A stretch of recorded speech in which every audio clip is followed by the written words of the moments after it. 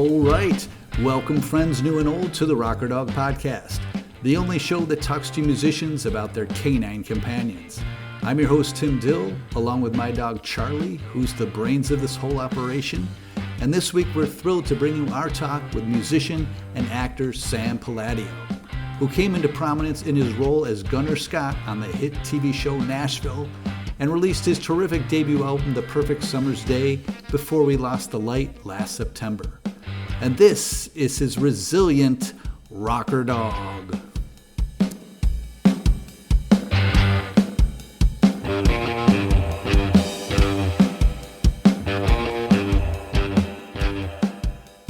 Well, today we're talking about my lovely little Whippet, River the Whippet. There he is. And he's a sweet, sweet little guy. So he's been with me, well, he's 8.5. So, you know, he's been with me for 8.5 years, which is some of the best. That's great. That's great. Well, I always go right to like the origin story, but before we get there, I think the most pressing issue for me, since I follow you on social media, is how is he doing? I feel like you had posted some health concerns like last month and the month before. Yeah. Well, it has been honestly a very difficult couple of months for Mr. River. Yeah, I took it, I live in Nashville, but I went over to Belgium to shoot a TV show called The Couple Next Door, and I was going to be there for 4.5 months. So I thought, well, I can't just leave River in, with mates in Nashville. So obviously sort of arranged to take him over. And he used to come to set with me when I was on the show Nashville. So he's absolutely an amazing traveler. Cars, trains, planes, automobiles, he's the chillest thing you could possibly want. Studio dog, perfect studio dog. But yeah, something happened when we landed in London. He picked something up, perhaps on a plane, and it turned into this sinus problem, this sinus infection that lasted for months and months and months, and got him to a place where it turned into pneumonia, and I was going to lose him about a month ago. And so poor little thing, he's had a real challenging time, and he's not really out of the woods. So it might just be adding to the list. He's got a few things up with him. He'd come with a little bit of with a few little problems here and there, but so we might be adding another diagnosis to the list, but thank he's with us, and he's my absolute little rock. So he's really tough as well for a skinny little whippet. He's been through quite a few major health things, and you go like, oh, he's not going to make it. And now we're back in my hometown, and we're running on the beach and some fresh Cornish air, and I've sort of been back in England really to try and get him in a good spot. So he's much improved than he was 4 weeks ago. So thanks for the concern. Good to hear, and I continue to hope he improves. Thank you. So, as I said, let's go back to the origin. Why, if we're going back 8.5 years, from my point of view, outside looking in, you're in Nashville, you're on a hit show. I think it's towards the end. I think there's only 1 or 2 seasons left. But what drives you to get River?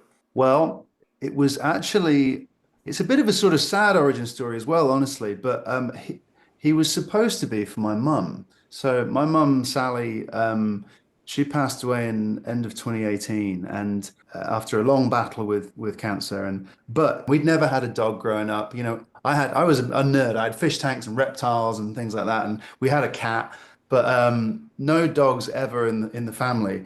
But Mum had always been obsessed with whippets and loved whippets. So I kind of hatched this crazy idea that, what I'm going to do? I'm going to find it'll whatever, it'll do some good, and it'll be great. So I did. I hatched this sort of mad plan. I found River, who was about 8 weeks old at that point, in my hometown, and I sort of presented him to the family, to my mum, and I hadn't been home for a couple of months, and suddenly sort of realized that actually she wasn't doing very well, and this was perhaps not the best idea. Even though after my dad had kind of said, let's do it, okay, let's see what we can do. That lasted about 3 days before the call came and said, look, this is a lovely thought, but it's not doable. And at that point, I thought, you know what? I've never had a dog. I'm 30 years old. I can look after a dog. you know what, you're going to come with me, and maybe you're supposed to be for me. And so and he was, he absolutely was. So he came back with me to America as a little tiny guy, and straight to the set of Nashville, and he's been my, my best mate ever since. And it was just, and he's been there for me through losing my mum, through losing family members, through all these hardships, and so he's absolutely become my therapy dog, and and that's why he was here, That's great to hear. yeah. Mentioning therapy dog, I noticed that he does have a service dog medallion on his, at least in a couple of the pictures that I Mm. saw on his collar. Is that for the Yeah. ease of travel, or is he a legitimate service It, dog to you? it's a little bit of both, honestly, in this world. So yes, he has done various bits of training to provide for me, but also yes, it does help get you across international borders sometimes. So Yeah, he's the kind of dog that can be in any environment and provide comfort. So yeah. Well, I yeah. took a minute to look up the breed, and I got playful, affectionate, calm. Does that fit the description so far? I'll pull him up. So, calm. Whippets are funny, and a lot of sighthounds and greyhounds. They most of the time you think, oh, they need to run a million miles an hour, but he's just like the sweetest, calmest little couch potato. Yeah, they really are just a really affectionate. He's also he's a bit like a human, really. He doesn't do dog things. He doesn't play fetch. He doesn't dig. He occasionally will bark at a squirrel, but he doesn't make much noise. And sort of behaves a bit. He started to behave a bit like a cat, like sort of rubbing himself around my legs recently. I'm going, what's going on? Have you? He had about 2 weeks in hospital in Belgium with all sorts of drugs. I thought, have they given you something that's turned you into a cat? But I also think he's a bit sorry for himself. Yeah, I did see a note that whippets rarely bark. Yeah, it's funny. He'll do this thing in the evenings where he'll start almost singing. It starts as the tiniest little, and I go, "Are you trying to tell me something?" And it might just, oh, he's looking at me now. It might turn into but that's about it. Yeah, it's a funny little thing. And can you get him in conversation? I think I saw a video that he was kind of, he's not barking, but he's kind of talking, and Yeah, I think that's he's being it. egged on by the person filming. Yeah, yeah. He's very, if you give him a couple of trigger words, which for me is, what are you doing? What are you doing? Because you'll start sort of looking at you and huffing a little bit, and then the ears go up, and he's just staring at you, and you say, "What are you doing? What do you?" And then that might start the talk, just having Yeah. a little conversation about whatever he's thinking, um, and then he's not even asking for anything, he'll just have a little chat sometimes. Well, you mentioned he's well traveled, and it's funny that Yeah. I mean, verbatim, it's got in my notes, plane, trains, and automobiles. I kind of found that he's been to London, Cornwall, Nashville, LA, Amsterdam, Belgium. Anywhere else?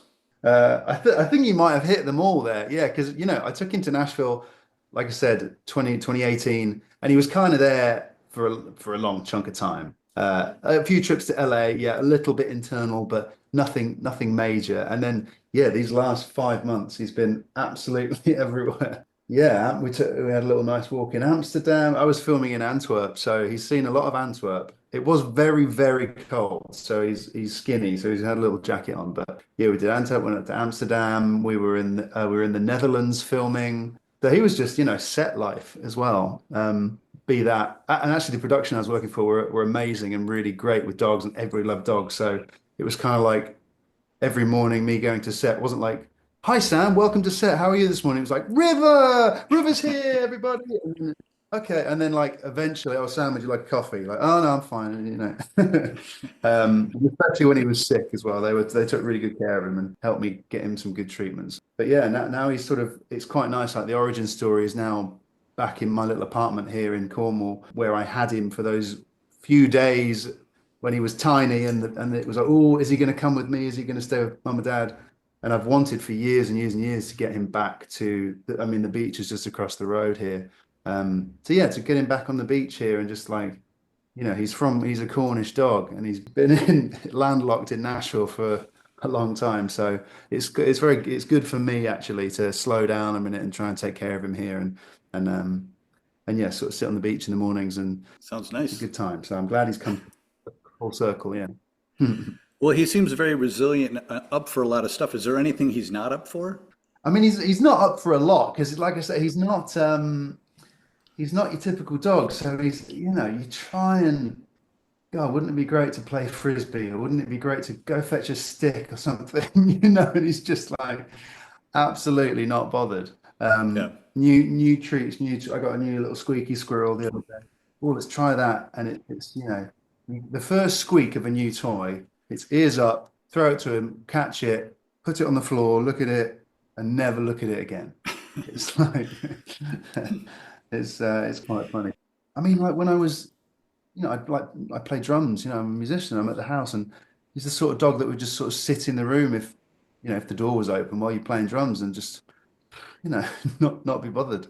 Yeah. Um, Well, speaking of the drums, you had a post where there was chewed up drumsticks, and you oh mentioned that yeah, maybe the owner might have been upset. But what's funny about that post is in the corner of the picture is a dog training book. yeah. Are you a self-taught trainer? Pretty much, yeah. I mean, he was so, honestly, he was so good. I remember literally the first night we'd landed in Chicago, he didn't even have a name at that point. So he was under the plane, which I'd never do again. I'd never do that now. And we got back to Nashville. Okay, this is your new house. He was so young that he was potty trained, but young enough to maybe make a mistake here and there, but straight showed him the back door. Okay, so this is where you go outside if you want to go outside. About 20 minutes later, there's a little scratch on the door downstairs. I think the dog's only just waiting to go outside. Can you let me outside, please? He's only about 9 weeks old, so he's a quick learner. So I did do most of the training myself, really, because he just did everything. He just Yeah, listened, yeah, sit, okay, learn that. His recall isn't, it's not impeccable, but yeah, the training wise, of course, I tried to do it all myself. Read a couple of books. Yes, one of my one of my favorite drummers from this band, Biffy Clyro, who are an amazing Scottish rock band, my favorite band, and I've been collaborating with them a little bit recently. And Ben Johnson gave me a pair of Biffy sticks after meeting them for the first time. And of course, what does he go and chew up? My brand new signed sticks from my drum hero, and at the same time the dog training book. So yeah, it made for a good photo. yeah. It was. It was. Now, oftentimes I'm trying to match the artist and the dog with the art, with the music. And Mhm. in listening to your new album, you've got a song called SMF, and I was listening to Yeah, it and I was like, this is about River. But not the really. but the pronoun was she, which is an easy switch. It But is is an easy. it, am I projecting or is that just happenstance? It is just happenstance, but Okay. I might have to do a rewrite because he does he is a super mother. Absolutely. After all the stuff he's been through. No, that was inspired by somebody else, but who was also an SMF. Okay. Uh, yeah. Because you also had a post that said it was I think Rivers' last birthday post was 100% SMF. And I was like, what is SMF? There's so many acronyms now with texting. So I looked it up and I'm like, that doesn't make sense. That doesn't make sense. So I didn't know what it was. But then I finally made it to your album and I was like, And then have that's a it. listen. Oh, that's what it is. Yeah. Yeah, yeah, exactly. That was a funny one because it's just a kind of phrase that is not a popular phrase, but something I'd kind of come up with one day at a writing session. I thought, hey guys, I've got this cool idea. It's going to be like it's a love song, but it's also like it started really fast and it was more of a rock song. And then one of my co-writers was like, what if we actually flip it on its head and make it a ballad? And instantly it was like, yes, that's the right direction. So you play against the and you make it you make it what it's become. Yeah. Yeah. Now, is River ever privy to your creations? Is he the first to hear a song in its, most early stages? Oh, I'm sure. I mean, he's like I said, he's been a great studio dog, and so he was at most of the sessions for making the record, apart from the ones that were in LA. So he's been in many a writing room, and I try to get the word river into a song as much as I can. So I think there's a song called Something on My Mind on the record that is actually all about my mum, and it was sort of the song I wrote to dedicate to her. And there's a little sort of second verse trying to get all the family in there. It's like father and brothers carry their mother over the river, and it was like, Hmm. right, okay, I want to get the river in there as well. So I always take an opportunity to, if I can, you know, stick his namesake in there. Yeah. I love it. Does his name have any significance? Did you pick it for a particular reason? It actually came from, like I said, when we flew back over and he was tiny, he didn't have a name yet. I think he was named like Eddie or something by the breeder or whatever. So that doesn't really work. And so I was just going through my phone and looking at all the bands and music and stuff I'd just been listening to and downloaded. I just played Edmonton Folk Festival like the year before, and there was this band called River Wireless that were lovely guy. I really liked the music, and I was hanging out with them at the festival. It was just nice group of people. And that was just as I was scrolling through, like da, da, da, da, oh, River Wireless, River. Oh, that's nice. So yeah, that's what inspired it actually. This cool sort of indie folk band. Yeah, it's a great name. It's a great name. I say it fits him, Oh especially when yeah, he did a bit of running back in the day, like Run with the River. Now it's more like, you know, trot. trickle with the stream, yeah. But- I was going to say I wind down every show with what I call the zoomies, and that's just five fast, frivolous questions that Right. go around in a circle and go nowhere. But let's do that. The first Yeah. question is, do you allow River to lick your face? I would if he did, and he will occasionally lick my ears. So if I'm lying down in bed, and at this point I'm like, he's been sick for a few months now. So Yeah. with my ex and I, it was the dogs were in the bed initially, and then it was like, no, no, the dogs can't be in the bed. But situations have changed, so it's like, right, dog's in with me now. So occasionally he'll be up on the pillow. I sort of turn over expecting to see somebody, and oh no, it's River. But he's licking me a lot tonight. This is quite interesting. But he will give my ear a little lick. But so, okay, so he's not much of a licker, but He's not much. if he He's not was, at all. Yeah. yeah.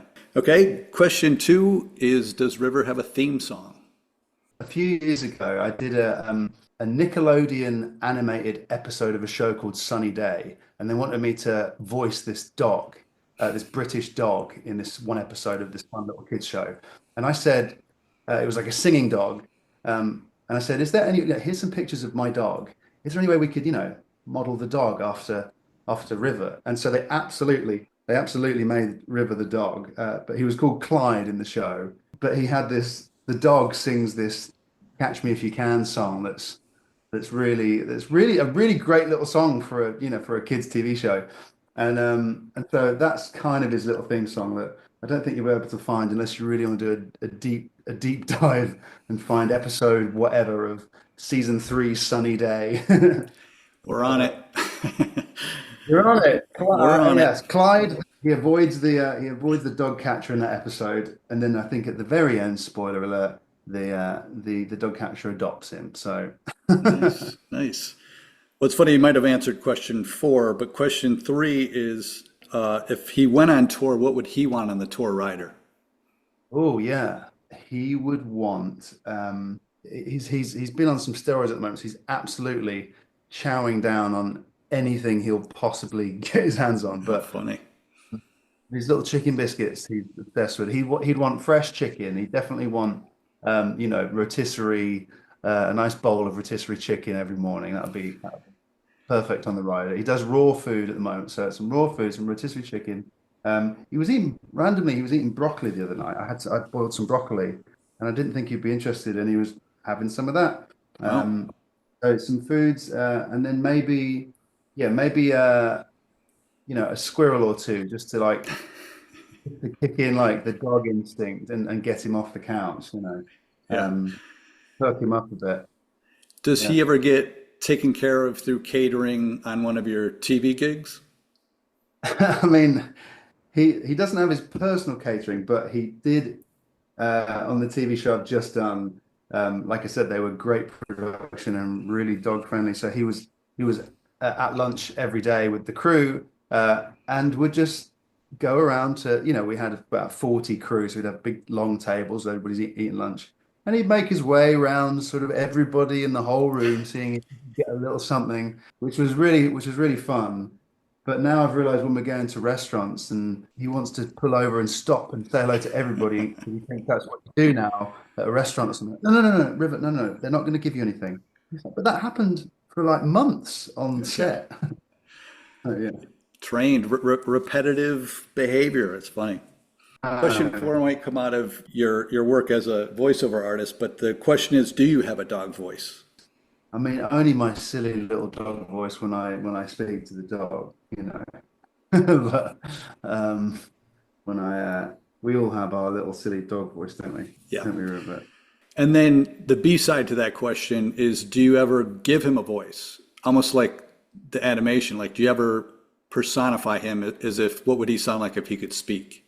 Yeah, I think I've done this quite a lot recently. I think it's very proper. I think it's very English, and it's quite high pitched because he does when he does it, whoop, whoop, whoop, whoop, whoop. I think it's quite sensitive. So I do this little, yeah, it's up there somewhere. You know, Daddy, can I have a biscuit? It's Yeah. fitting when you're saying So, that. I'm looking at his face. I'm like, yeah, that fits. That fits. right, isn't it? It Yeah. does. Oh, you gonna give me a slow lick? Okay. Last question. Is there a dog service or an organization you'd like to give a shout out to? And that could be anything. Yeah, That could there's be, no, of course. I mean, there's so many incredible organisations out there, but yeah, I wanted to give Nashville Humane a good shout out. They do great things in Nashville, which is my home base, and I've been there for 13 years now. So always trying to support local shelters and doing great things for rehoming dogs and yeah, finding them good places to be. I believe you attended the Nashville Humane Puppy Prom in 2019. Oh wow, you have done your research. Yes, I did. Yeah, yeah. That rings a bell. That was a good time. It was a good time.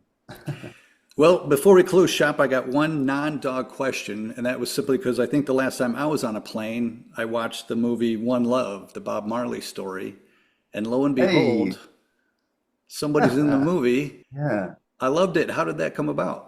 that was yeah a great little experience. Funnily enough, my brother's partner was involved in the film. She was the producer's assistant, and they were working on the movie. They're getting the movie off the ground. And one evening they were, I wasn't involved in it. I was doing other things, but obviously not going to be playing Bob Marley. So it was one of those things where they had a dinner party that night, and with one of the casting people who had said, "Oh yeah, we're struggling to find someone to play Joe Strummer," and my brother's sort of ears perked up. And I had actually my first ever TV gig after I graduated drama school. I did a lot of theatre, but my first TV gig was playing Joe Strummer, who's one of my absolute heroes. And so I'd already played him once before. So the phone, my brother called the next day and was like, right, casting and looking for this Joe Strummer part. It's a tiny moment, it's a blink and you miss it.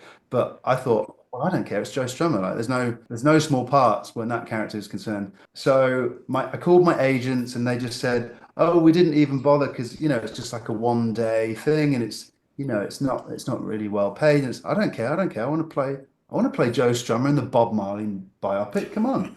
So I just sent in an audition tape and I think they were trying to find just like cheap, unknown, put a wig. And I was like, no, no, no. So I did. I played White Riot, and I did my best strummer, and I got the job. And at that point, there was also quite a nice scene. So in the cut that's out now, it turned into a musical moment, and I am singing. I'm doing the song. The Clash are rocking out, playing White Riot, and that was a great thing. I did a lot of physicalization work on that. But yeah, there was this really cool scene with Joe giving this like political speech before the gig. So I worked really hard on the voice and getting the timbre together and felt like all right. And then I turned up on the day and they give you the sides, the lines for the day as you turn up on set. Oh, here's your scenes for today. Great, great, great. So I just had a quick flick and I was like, oh, the speech is gone.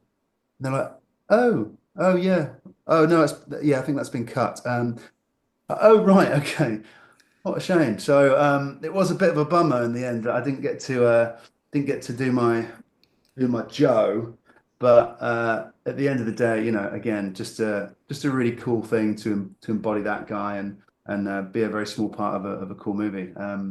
So yeah, I was thrilled, Yeah.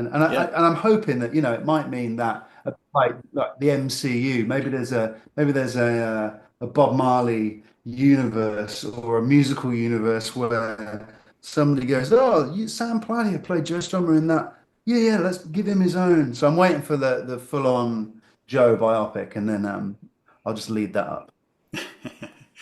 I would love that. That was great. It's funny as you were saying it, I'm like, oh God, I hope they do like an extended version, the director's cut, and we'll see all this stuff. But it's such a shame that they didn't film it and then Yeah, decide in the edit, what fits and what doesn't.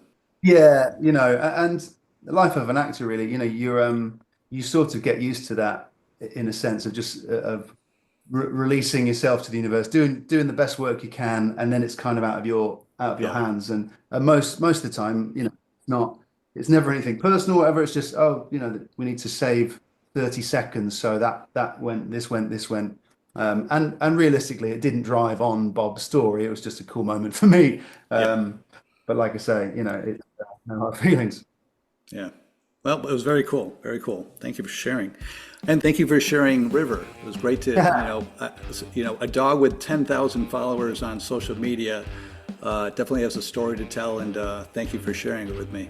Oh well, any opportunity to talk about my favorite person is always a treat. So yeah, and I'm just glad we were here to do it. I think Yes. he was holding on to always do the podcast, didn't you? So hopefully we'll be around for a lot longer. Well, continued success to you, Sam, and continued, getting better to River. Thank you. Thanks so much. Well, did you have a nice time, really? Yeah, you had a great time. Thanks. All right, River. Thank you, buddy.